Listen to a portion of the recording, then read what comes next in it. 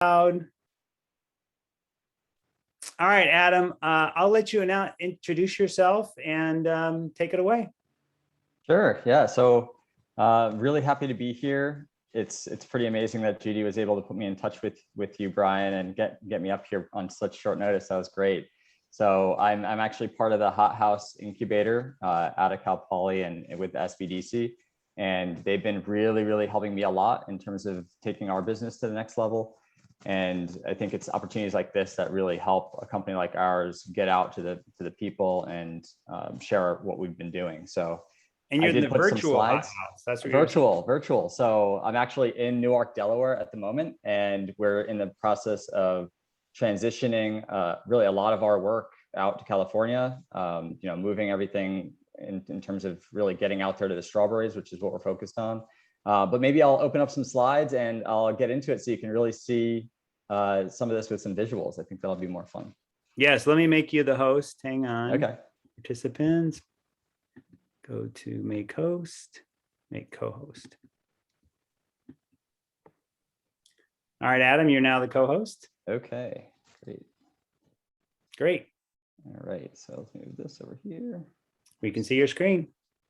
All right, so yes, I'm Adam Stager, the founder and CEO of TRIC Robotics, and this is our company, and we're helping farmers control pests and disease using light in place of chemicals. And it's really a natural treatment that is reliably increasing their profitability. But before I tell you about what we're doing, I think, well, I should say I did get to watch some of the videos from this event, and it's really an honor to be here where so many other entrepreneurs, like really successful entrepreneurs, have been able to present to you all.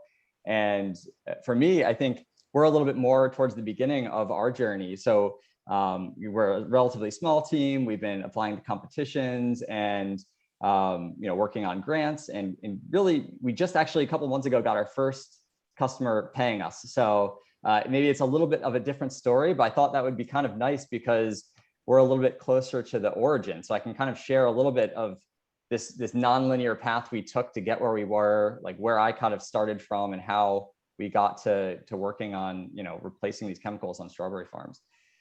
So maybe it's kind of fun to start out with childhood photos, right? So this is me as a kid, and as any of these kind of photos would show, like someone who loves to play with Legos, had like the notebook full of ideas when I was younger. I just had so many ways I thought the world could be improved.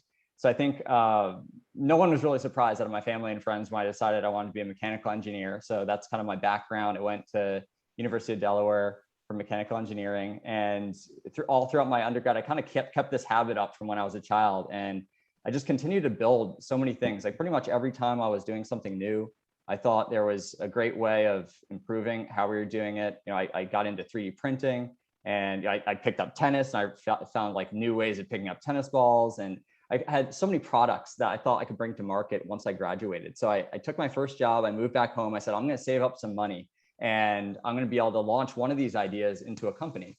And when I took my first job, it ended up being in manufacturing. And I was a project engineer working on these assembly lines. And I found myself surrounded by these robots, and there were just robots everywhere. And I knew right away that this was the future. This was really making a huge benefit in manufacturing, but I could see how this technology could really be applied to a lot of problems and make things better in the world. So I became super curious about them, about robots, and me being me, I really wanted to build one. So I started digging around online, and it was pretty fortunate because there was, around the same time, there was this community of open sourced electronics starting to grow, and there were all these hobby forums. And I was just learning so much from the internet. And I really didn't have this background. I didn't know any of this coming out of undergrad. But for about $50, I was able to put together my first robot, which was really similar to that pick and place robot. I was able to get it to work, but I realized, after making it do what I thought was what I wanted, I realized I really didn't understand how the math was working. And Wikipedia might have got me far enough to make it work, but not far enough to really understand it. So I think that's when it was like the deciding factor. I realized I really needed to go back to school to understand these if I was going to make a difference using automation in the world. So I went back to school to get my PhD in robotics. And I got really lucky with my professor, really amazing person who let me explore a lot. And we had some funding that was out of the Department of Defense. And the idea was we could build these small robots that could help save people's lives for reconnaissance, military operations. And I ended up being the perfect candidate for the job because of my experience in 3D printing and working with these small microcontrollers. So I was able to build these pretty easily. And usually, you want somebody creative in this, and I was really a good creative candidate building these weird designs to get these robots to walk around. But as I was doing my research, I started to think, the goal is to help people, right? We really want to help people here. And are we, how do we get this stuff out of the lab? And so much research just gets stuck in the lab. I was really in the right place, because as soon as I finished up my classes, right across the street, there was this program called Horn Entrepreneurship, and they were helping people like me understand how what we were doing was useful to real people. So my strategy was just to say yes to everything, join pretty much all the programs, all the startup programs that were available.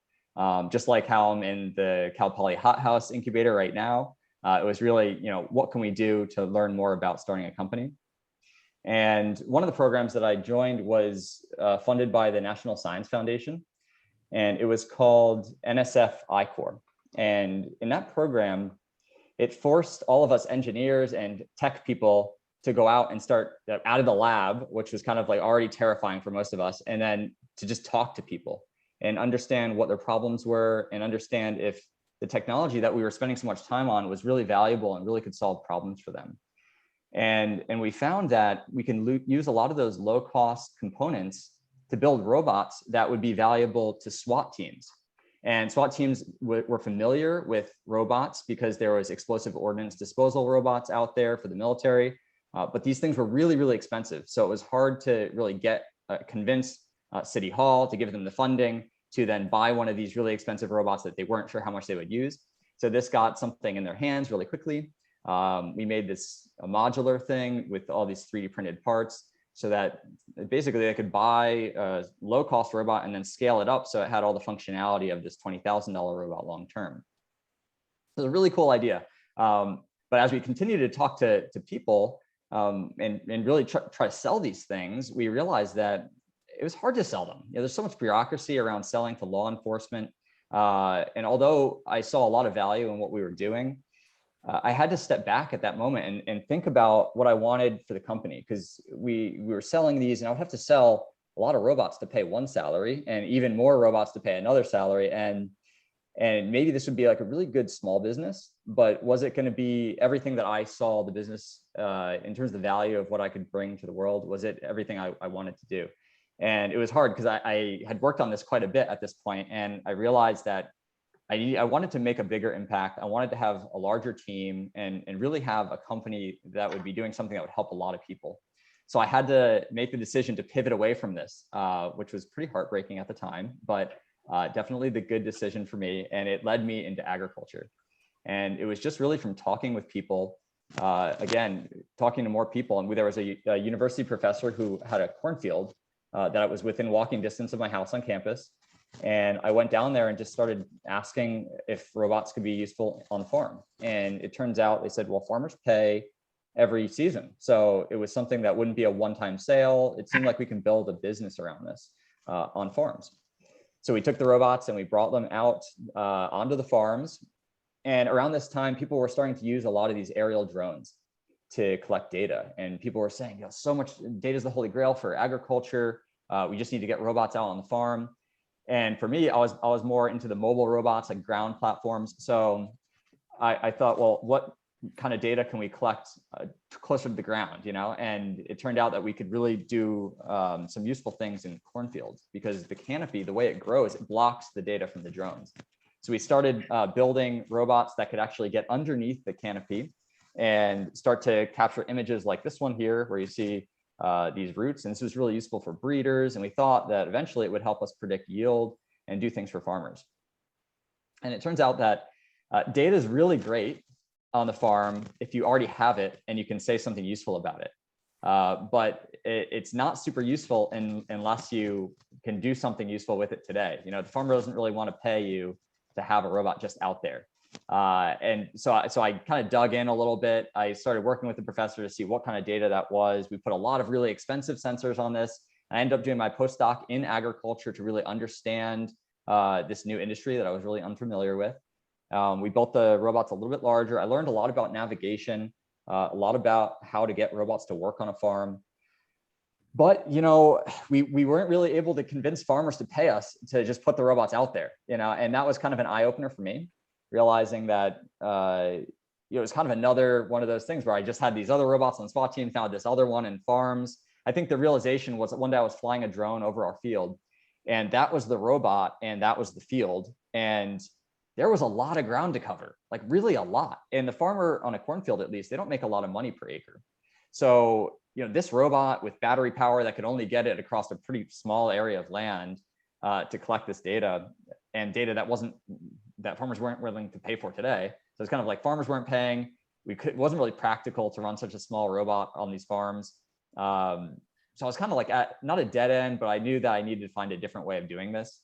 So I took what we had done, and I had a lot of good expertise building systems for farms and understanding some of the conditions out there. So I kind of took a cool picture of what we were doing, and I wrote a white paper that was basically just a description, a couple paragraphs on what our capabilities were. And I sent it out to the USDA because I thought somewhere in this country, there's got to be some really interesting research that's stuck in the lab, just like so many of the robotics projects. You know, they don't get to the real customers, right? So that's when I was really lucky, because there were a couple scientists out of the USDA that were in West Virginia, and me being in Delaware, it was just a couple-hour drive away from where we were. So I just drove out to meet them. You know, just a couple of people got back to me, and these guys said, we think we really have something that automation could be useful for. It's been stuck in the lab. We haven't been able to get it to any farmers. Farmers want it.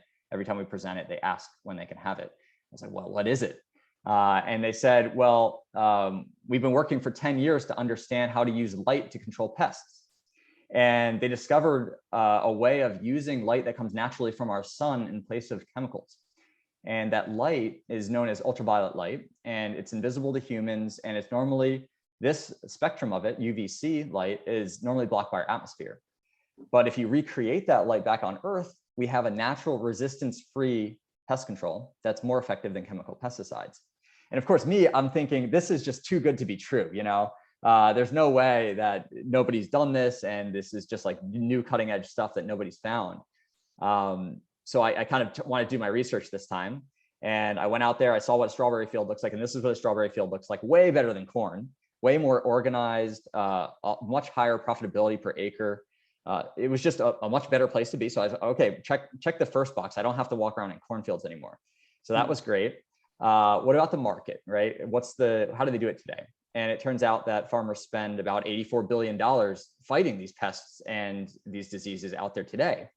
And starting to talk with them, it turns out that they're actually losing this fight, because these pests are becoming more and more resistant to the chemicals that we're trying to use to control them. And it's putting the farmers' profitability and, more importantly, our food supply at risk. You know, I mean, the solution that we have today, basically this, it's not working. And if you talk to the farmers, it's expensive, it's complicating their field management, and everybody knows that, I mean, quite frankly, it's environmentally irresponsible to be putting so much chemical down. When you buy strawberry in the market, you're coming home with an average of 22 pesticide residues. So it's really a lot that we put down, and consumers know it. You know, they're educated these days, and they're demanding organic, and they're willing to pay more for it. But the problem for the farmers is there's really just no good non-chemical alternatives. It's extremely labor intensive. And also, it's really hard to make a living farming organically with the methods that are so unreliable. So this was great. You know, after doing a little research, talking to the customers, we started to say, okay, well, how does light compare to this? And we found that, you know, it's effective. There's no resistances, no regulatory hurdles to worry about, and it doesn't disrupt the field operations. 100% natural, which means no chemicals, there's no hazardous labor, and it's environmentally safe. Of course, more profitable. That was a big one. I wanted to make sure for farmers, they could be 30% or more profitable. It gave them a predictable way of predicting their costs from year to year, higher yield, higher sales margins. And using our expertise, we were able to automate it, so they didn't have to put extra labor out there. And it turns out, actually, for organic farmers, there's something called gray mold. And really, the scientists showed that it works in the lab. powdery mildew, two-spotted spider mites, and gray mold. These are 3 really big problems for strawberries that actually are extendable to other crops too. But for organic farmers, there's no organically acceptable way of controlling gray mold other than literally picking it off by hand. So it would give them a way of finally getting out there, and meant that barrier to entry was really low. So what was the caveat, right? It seems like, well, too many good things here. Why don't farmers have it today? Well, it turns out that if you use this light kind of haphazardly, it'll also damage the plants, which for me, that was like the golden ticket. Okay, I'm an automation guy. Surely this was our concept.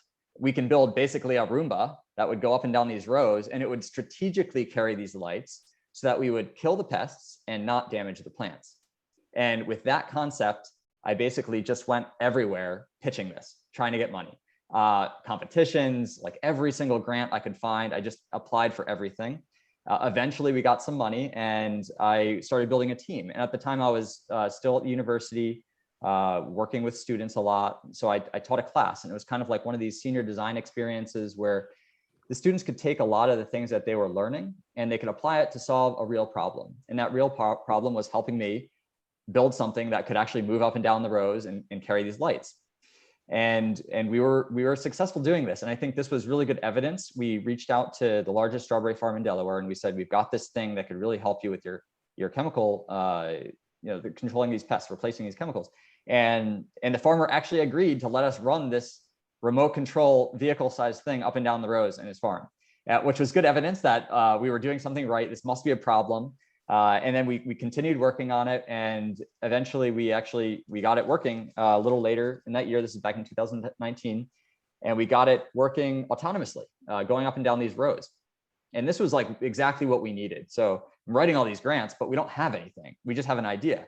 Now we have an autonomous platform that can go up and down rows. So I was able to write that into our grants, and that's how we got funding to set up a few fields. And this gave us the money we needed to set up 3 farms to test this on the East Coast. And I never thought I'd be doing this as a robotics guy, but planting strawberries, like literally by hand, we're out there planting strawberries, really spending a lot of hours in the field, understanding what it's like out there. And at this point, we had our own sites, so we were able to run this thing in non-ideal conditions when it was raining and everything. And we started testing the robot that way, and we realized that perfect conditions, it worked great. It's like really like the lab, right? You bring it out in the real world and it doesn't work anymore. But fortunately, at this point, we knew some farmers. So we were able to get out there and really ask the farmers, how do we make this work for you? And we had no idea. I mean, we had never built agricultural equipment. So they gave us a lot of advice in terms of what kind of tires to use, like what kind of sizing this should be. And that really helped us a lot in building this next version. It dropped the mud, so we weren't snowballing the tire into this giant mud ball. And we had something now that was capable of carrying these lights, and it could move up and down the rows, and the automation was working pretty well. So at this point, it was, for me, my robotics brain said, let's make this thing beautiful. Let's make it run perfectly. Let's throw a bunch of sensors on it. It'll be great. And fortunately, I had great mentorship that said, is that really the problem the farmers want to solve here? And it turns out the farmers didn't care about the robot. They cared about the lights. And this was huge for us. It was a huge directional change in my mentality, understanding that we needed to shift our effort to understand the lights, really truly understand these lights. And with that, we were able to write two new grants, Small Business Innovation Research. They're called SBIRs. Federal government gives it out. They don't take any equity.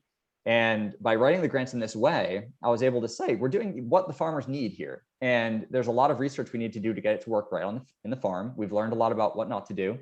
And we were able to get more than $350,000 of non-dilutive money to make this happen.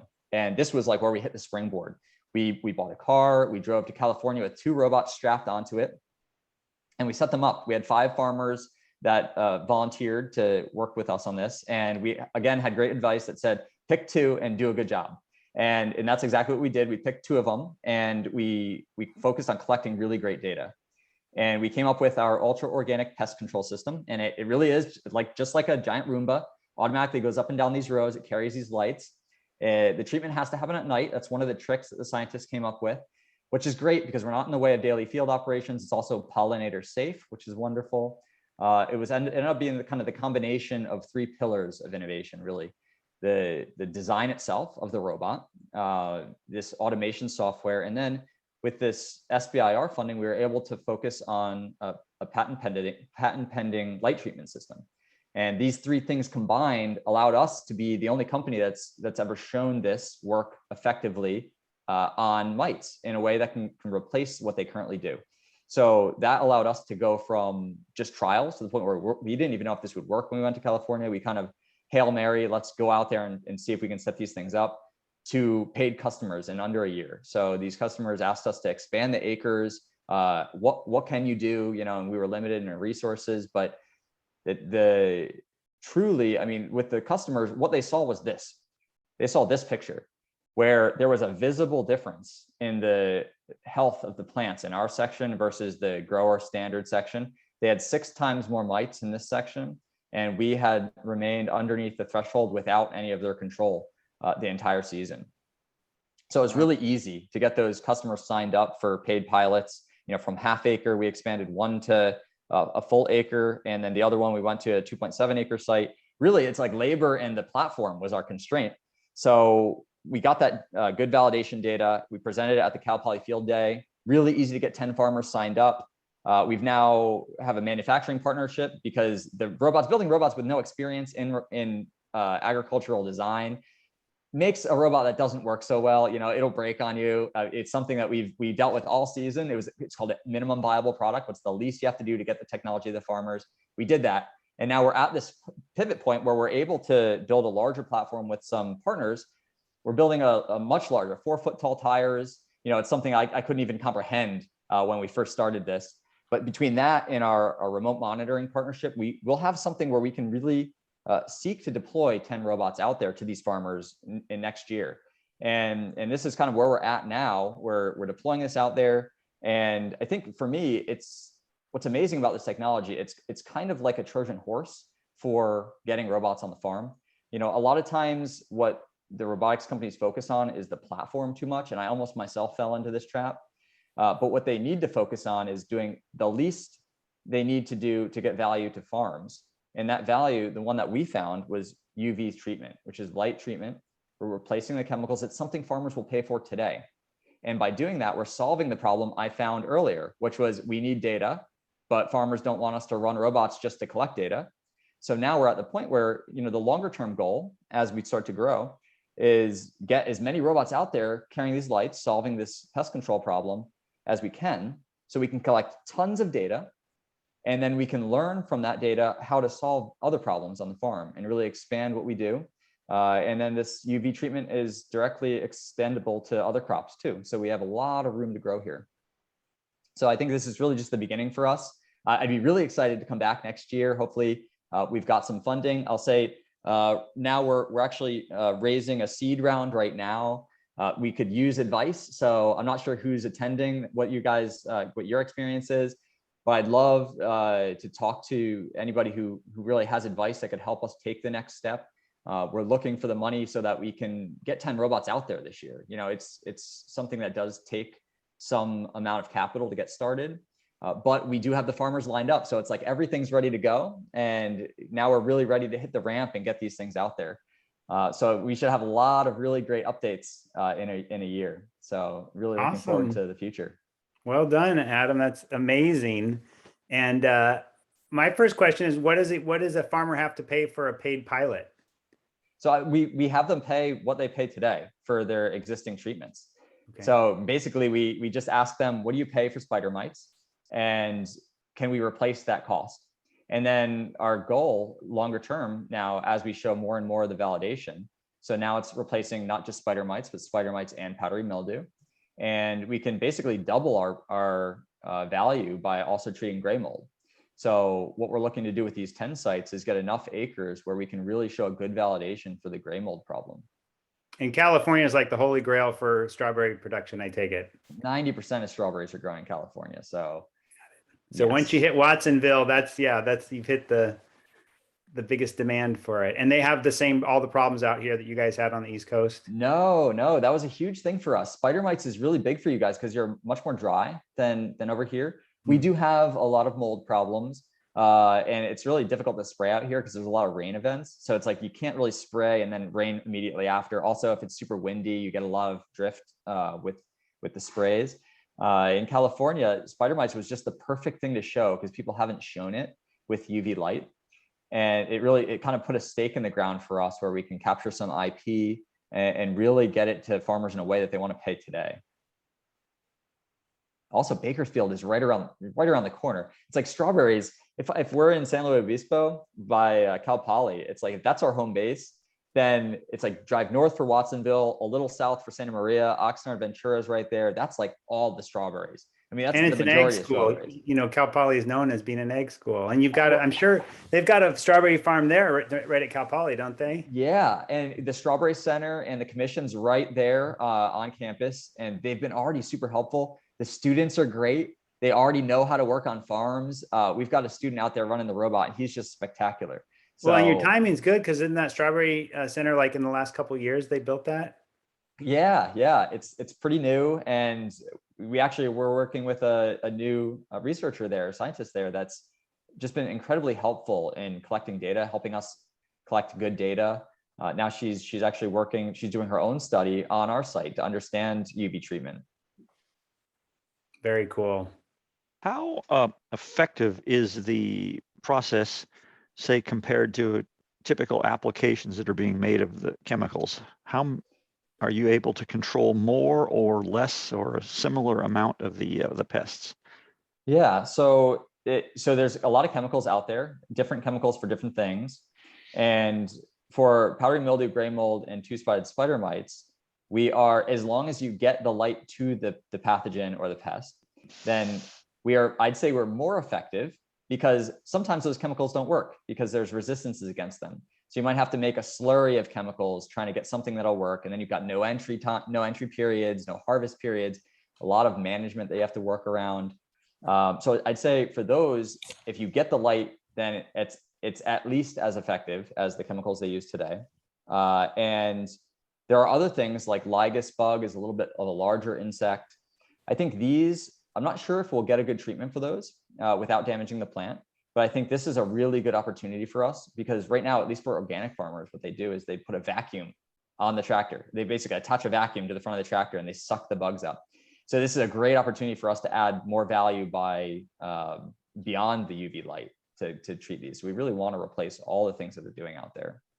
Well, and I'll point out that the strawberries is the #1 item on the Dirty Dozen list. Yes. Like, we are very tuned into that list. And quite honestly, I don't like to eat a lot of strawberries because I know that so much pesticides are on them. So if you're eating them every week, you know, you're really putting yourself at risk. So, and organic strawberries are few and far between, right? I mean, absolutely. I think it's difficult to grow organically, and you do pay a premium for that. But there's so much chemicals being put down. I think even beyond eating them, just think about how it affects the environment. You know, the plants and animals beyond the farm. And these are things that aren't really studied as much when you're talking about, like, what are the bees drinking out there? The liquid that's in between the rows. I go out there, I see tons of bees just sitting there right on the edge of this like multicolored liquid, you know, and I think this is just something we can do. We can do it better now. We didn't know we could do it back then. So I understand, like, I think chemicals was a necessary way of growing our food in the past, but now we found a better way, and it's just a matter of getting it out to the farms. Did you run into Surendra Dara? Yeah, absolutely. He actually helped us collect some data. Yeah, he's very enthusiastic about strawberries. I serve on the Farm Bureau board out here, and oh, wonderful. He was super helpful. Yeah. Do you, is there a concern that you may have genetic mutations that would create the same kind of resistance to UV light that we've seen to the chemicals?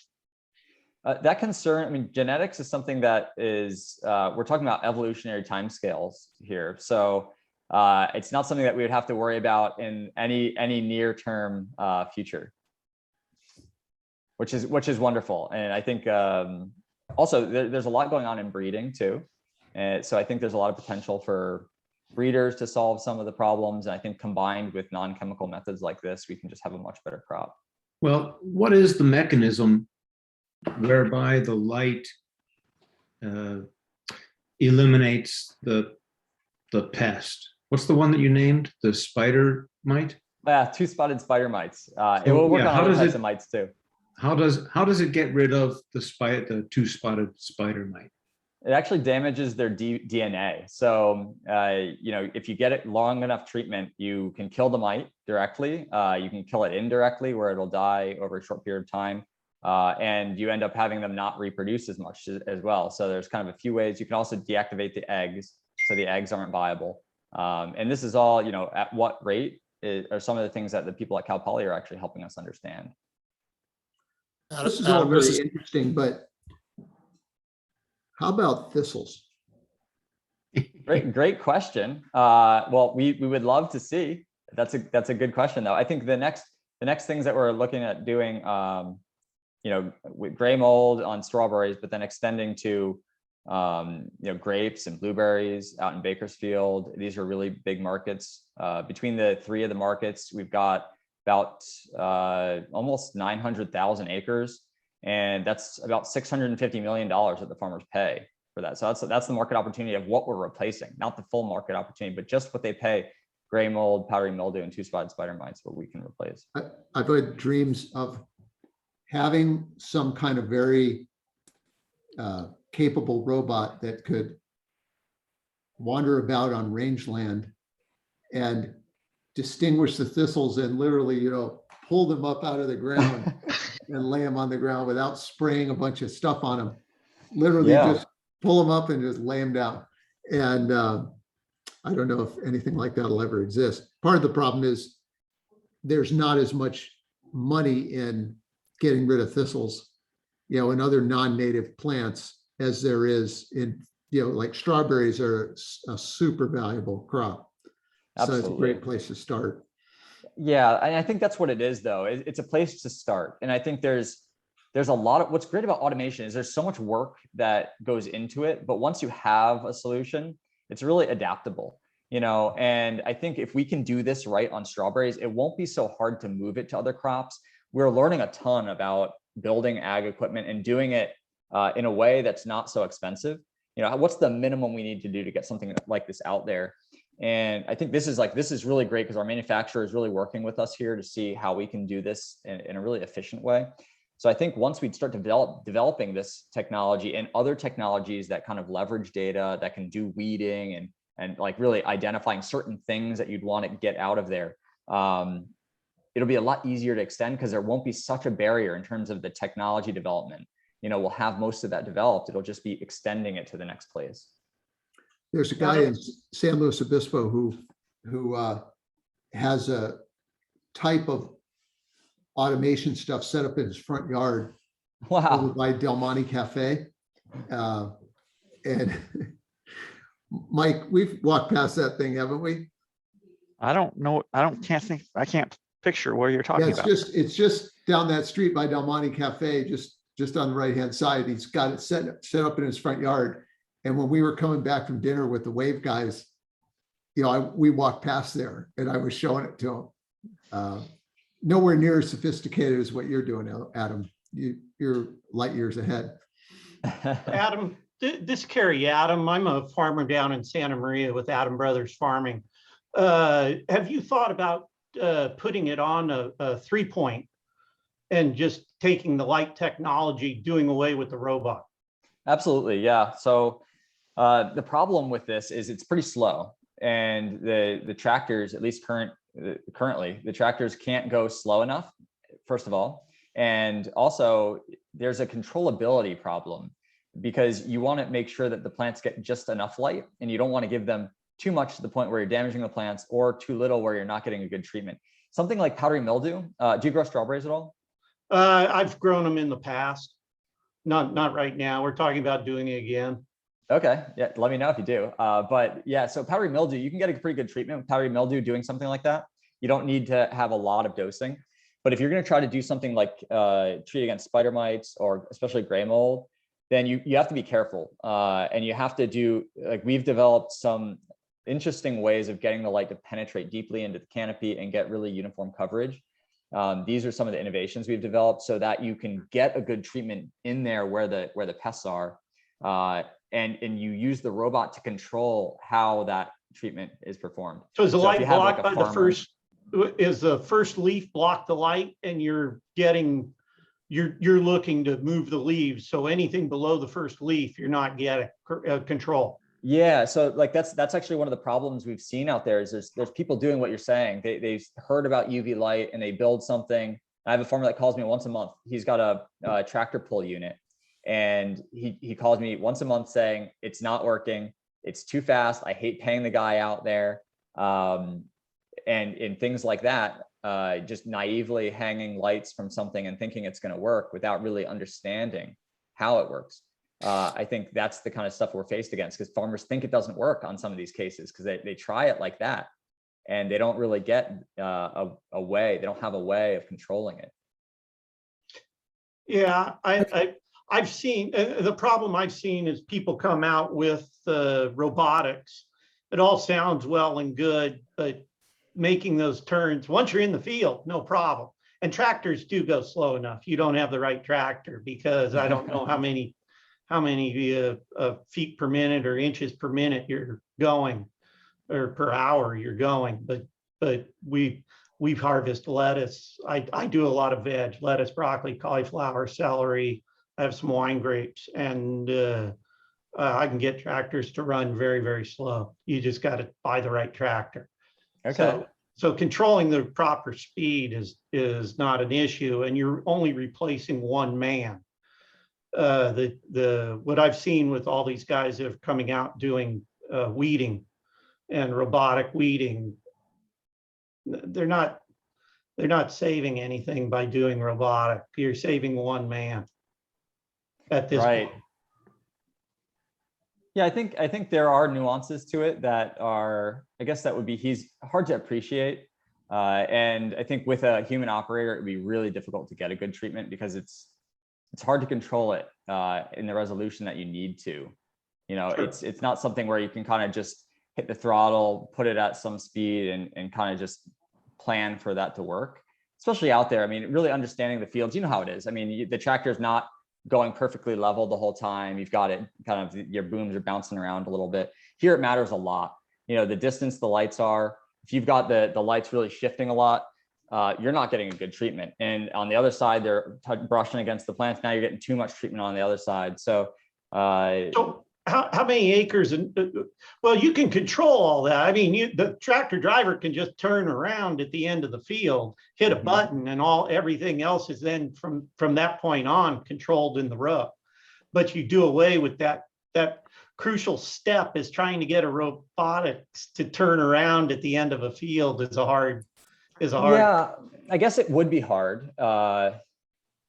But we don't have any problem with that, I guess. Yeah, I mean, I wrote a majority of the code, and I have a background in robotics, and that I was able to get that working in 2019. That's never given us a problem.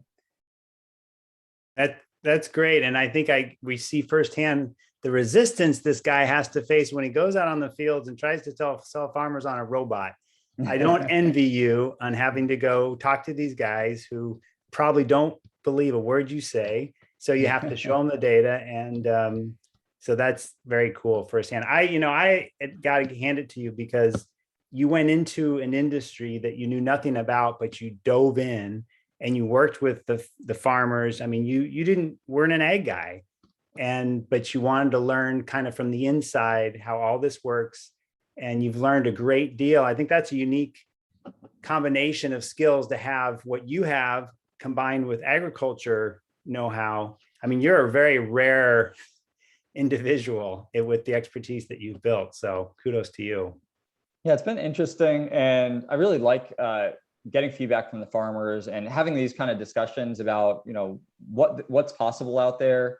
What can we do with the tractor? And I'm not, you know, I'm a robotics guy, but I don't really care about the robot either, you know? So if there was a way to do this on a tractor, I would love to design something that would work. And I think after these few next steps where we can really validate it and show, I mean, farmers are already willing to pay. The farmers that are paying this year are already willing to pay more next year. And we've already got 10 people signed up for 2022. So it's more about the solution for me than the robot. I guess, like, it's cool to say you're building a robot if it's like a kind of a tech conversation, but I think what's cool to me is solving a problem that's valuable to people, and replacing the chemicals is certainly valuable on farms.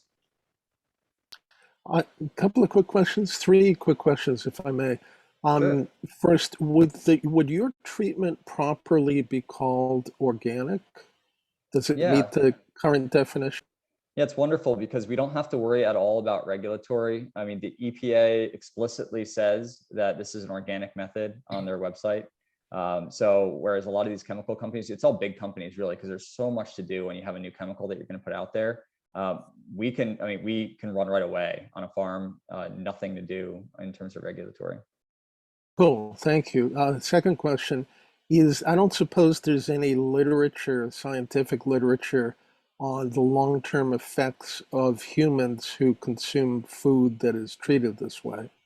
So that was actually the first thing that our collaborators are great because, you know, a typical researcher would just avoid that question, right? That was one of the first things that they did was they looked at the health, they looked at the nutrition value coming from the fruit. And that was one of the first things they validated was it didn't have any impact on the nutrition of the fruit itself. Okay. And last, if somebody were driving down the road at night when the robot is going and has its UV light on, is there any danger of them getting exposed to the UV light, seeing it? So UVC attenuates really quickly in just air, you know. So if you've got a meter and you're a couple like maybe 10 feet away from it, especially because the light is directed down and we have like sides that block the light so that it's not kind of shooting everywhere. The meter, even like a few feet away, you're not going to get any exposure, at least not a readable amount. So you would see sort of a blue glow, but it would be benign. Yeah, and the blue glow is really because the light doesn't put out a pure UVC. UVC is not visible. So is this the same UV light that's in our cell phone cleaners? Yeah, I think they make cell phone cleaners like that. They do it in fume hoods. But yeah, they do it in air vents. They sanitize water with this. The trick here is doing it in a way that doesn't damage the plant. Yeah, cool. Hey, Adam, this is Thank Tom you. Ross here. Sorry I was a little bit late to your presentation. Hi, Tom. It looks and sounds very interesting. I had a question.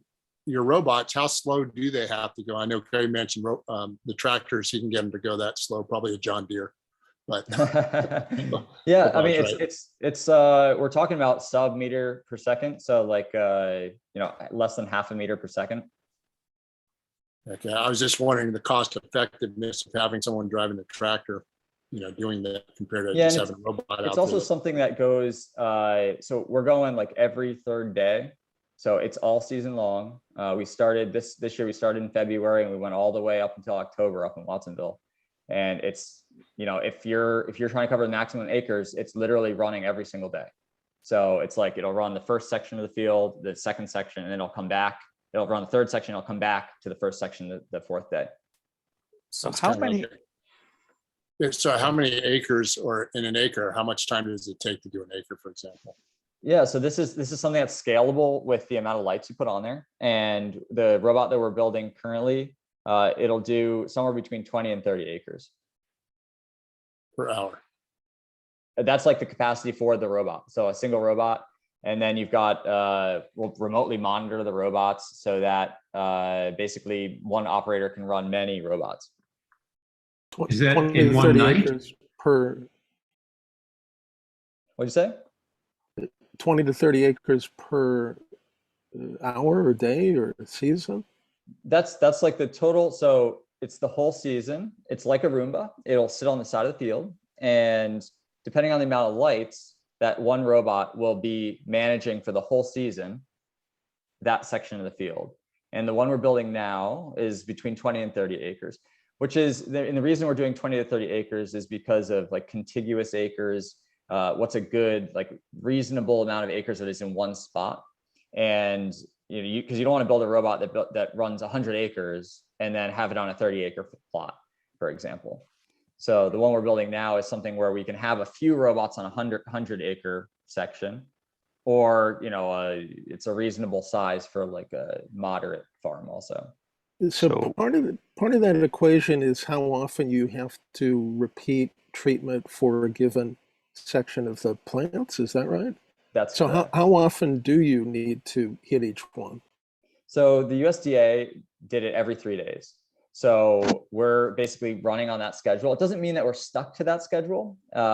We can optimize, and that's some of the research that we're doing now.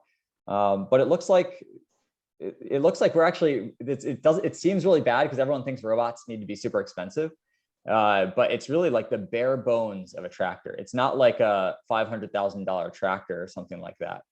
And we're basically building something that is relatively low cost to put out there, and we're not selling it to the farmer, so that the barrier to entry for them is really low. And there's benefits in terms of the financials on how we can basically provide hardware to them without charging them for it. And then we can use our revenue to kind of recoup some of the costs on our end, since we own that hardware. And then the first year you're kind of paying it off, and you can actually make more money than you would just paying it off. But then the second to however many years the hardware lasts, you've got some maintenance, but you're actually making more money because that piece of equipment is paid off. And then what is it, how much does it improve the cost or reduce the cost of the normal treatment that a farmer would do? So right now, say longer term, once it's better developed. Yeah, I think one of the big things that we've seen so far is yield improvement. So we basically want to charge what we don't know what our pricing will be longer term, but I think it would be good if we can charge what they pay now for each of the things. So say we learn that we also control an additional pest, then we can start capturing the value of that. Say we start doing something like the ligus bug, so we put a ligus vacuum on there. Now we can also but actually capture the cost of that. And as we start capturing more and more value from the farmer, this is like high margin value because the robot's already there. So we want to do it as a cost replacement. We don't want this to be more expensive for the farmer. I think ideally this would actually be less expensive for the farmer because it's doing many things. So because it's doing so many things, we can actually have it be less than the cost replacement. I have a question follow-up. So your 30-acre machine, I'm assuming that is capable of doing about 10 acres a night. Is that correct? Yeah. And so is it autonomous enough that the batteries or whatever the power source is enough to power the lights and the propulsion for an entire evening without requiring someone from the farm to go out and change the batteries or recharge it? Yep. Yeah. I think this is something that will be developed over time. And I think there's also a lot to be said with the developments in EV technology coming in the next 10 years. We're going to see so much battery development. Right now, we're kind of in a transition period where we've been running it off batteries, lithium batteries, but we're kind of transitioning to have a generator on there so that we can power so many lights over the course of a night and not really worry about having batteries run out and stuff like that. But this is a short-term thing. We really want to have this be sustainable technology moving forward as the battery technology starts to come down in price. And do you have anything proprietary, IP, patents, did you say? Yeah, I think there's more than just patents, but we do have a patent pending on the light system. We also, the design of the robot is not proprietary, but it takes a lot of time to come up with some of these little details matter on stuff like this. And also the automation itself, really automation combined with the hardware, one doesn't work without the other. It's beginning to sound like a natural for Shark Tank. I don't know if you've thought of that. Yeah, we honestly we want to get it to customers as fast as possible. I think it would be great. I think better than funding is paying customers, but I think we do need a seed round. So maybe something like Shark Tank style, or what, I don't know. If you guys have advice in terms of how to get investment, we're looking for that seed round now. So. Yeah, and if you guys come up with any ideas, you can send it to Adam or send it to me and just reply to that email. I sent you the Slow Seed. I'm sure you know about them, Adam. They're a local venture capital group that I'm sure Judy has mentioned to you in the past. She is so well connected, to be honest with you, with the investment community here that I'm sure she'll be able to hook you up with some folks that. And going into the valley, I think once you get into the Central Valley, you're going to find it's a very small world there.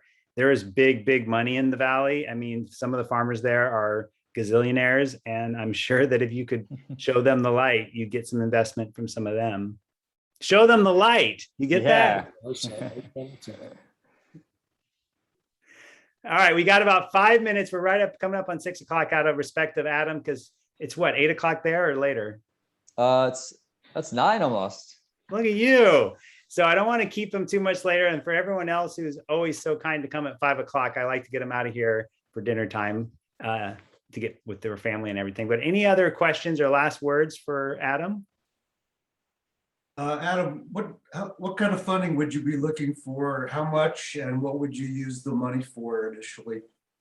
So I guess I guess that number could change, but we have a number right now, and I can tell you offline. And we would be getting the 10 robots. We'd be increasing the amount of people that we're working with. So we'd increase the size of the team. And yeah, we'd be really unlocking. We've got about 6,000 acres worth of farmland through these first 10 customers that we can unlock for future growth. Would the 10 machines you're proposing look similar to the one in this slide that you have on the screen right now? This is what I would call a minimum viable product. This is not a long-term solution. It was just kind of something that we used. That's actually an older platform that we had used to get the light out there. This would be paying for the larger one that's designed by our agricultural manufacturing partner. So we're talking about covering multiple rows with arms that come down, large 4-foot tires, similar type of geometry, but yeah, much bigger system. And do you have, like, let's say 10 farms ready to go once you get machines ready to go? Yeah, we have more than 10 farms already of people that are interested, and we've already got price commitments from several of those, and they're all pretty much willing to do 5 acres. I mean, our plan is a land and expand, so it's show it on 5 acres. It seems like growth from there is pretty straightforward from the farmer's perspective, because seeing it on 1/2 acre isn't really that telling. But if you see it on 5 acres and on 10 different sites and you're getting consistent results, I mean, this is a really fast way to market. Well, I mean, it seems like, if you've got 10 farms ready to go, at least on some test acreage, and you've got to build, you worked out what it costs, each farm, and you worked out what each machine costs, and it seems like the numbers would be pretty obvious. Yeah, and we have all those numbers too. We have all those numbers. We have really a lot of detail. I mean, I've put together quite a lot of detail so that the investors can do due diligence on us and understand what the opportunity is. I mean, in my effort to be just as transparent as possible about the opportunity, contact information with the farmers if they want to talk to them, all that kind of stuff. So yeah, if you know someone or you yourself is interested in hearing more, I'd be really happy to share more. I think you've done phenomenal. I really do. This is one of the best presentations I've heard at Soft Tech here for a while. I think you've done a fantastic job, and I definitely want to talk to you tomorrow about some investment, because I think you're at the beginning of something very, very, very big here. Yeah, if you want, if you share your email address, I'm happy to send. I've got a 9-minute investor pitch that I could send your way. Okay, great. Thanks for being here. I can do it in person as well if you prefer. I'm happy to do that. All right, I'll talk to you tomorrow. Great. Sounds good. Thank you. I don't know if this, I was going to ask, I don't know if this is a good question for an open forum, but I'm wondering about the minimum investment that you would take. I think that we could have that discussion offline, but I'd be really happy to hear what your thoughts are on that for sure. Yep. All right. Hang on, you guys. I'm going to turn off the recording. Let me go ahead and stop recording.